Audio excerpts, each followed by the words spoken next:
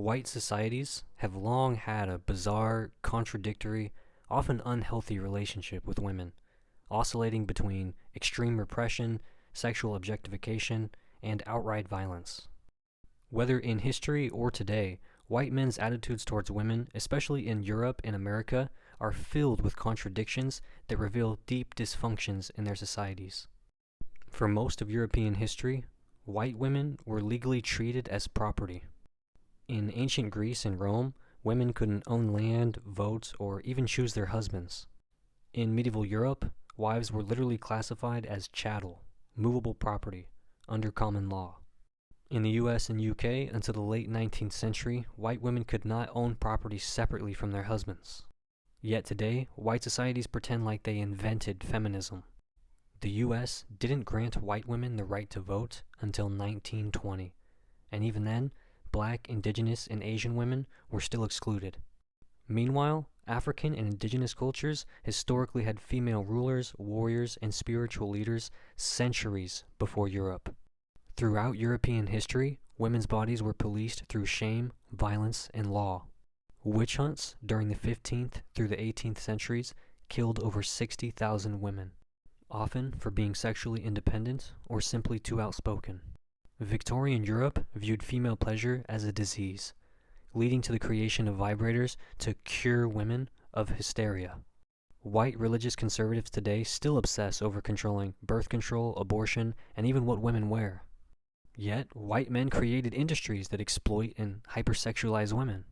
White men dominate the pornography industry, which often features violent and degrading depictions of women. White men are the largest consumers of mail-order brides, especially from Eastern Europe and Asia. White conservatives attack feminism, but are the first to pay for OnlyFans subscriptions and consume misogynistic content.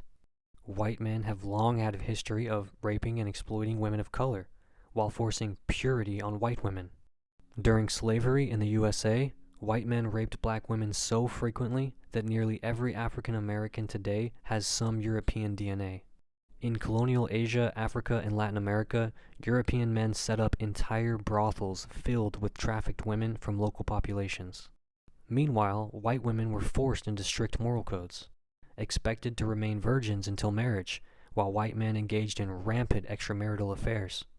Today, white men still fetishize non-white women while treating them as disposable.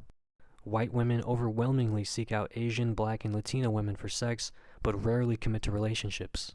Studies show that white men fetishize Asian women at a higher rate than any other group, viewing them as obedient and submissive.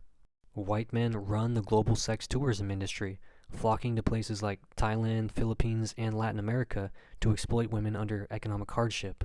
Meanwhile, Black, Indigenous, and many African communities have often had more communal and egalitarian structures for women, contradicting white men's false narratives about saving non-white women.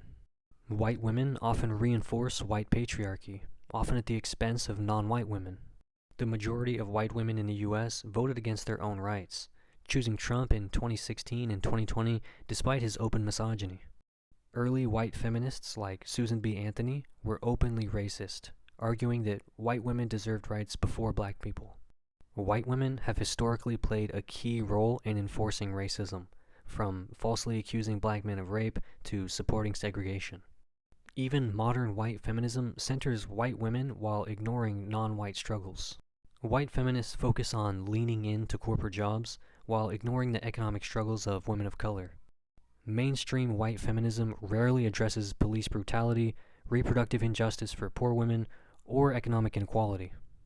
White liberal feminists support politicians like Hillary Clinton despite her advocating policies that harm black and brown women worldwide. Meanwhile, feminist movements in Africa, Latin America, and the Middle East are often more radical and intersectional, addressing economic, racial, and class oppression together. White men have always been emotionally absent, abusive, or controlling in marriage. Studies show that white American fathers spend the least amount of time with their children compared to Black and Latino dads. Victorian-era husbands institutionalized their wives for being hysterical instead of supporting them emotionally. Divorce rates in white marriages are among the highest, but conservatives often blame feminism rather than addressing their own personal failures as partners. Meanwhile, Black, Latino, and Indigenous fathers often play stronger family roles. Despite stereotypes, Black and Latino dads spend more time on average with their kids than white dads, according to CDC data. Many African, Asian, and indigenous cultures have long emphasized collective parenting, unlike the isolated nuclear family model of white households. White societies love to point fingers at other cultures, but their own history and present behavior reveals deep repression, dysfunction, and hypocrisy when it comes to women. Cope.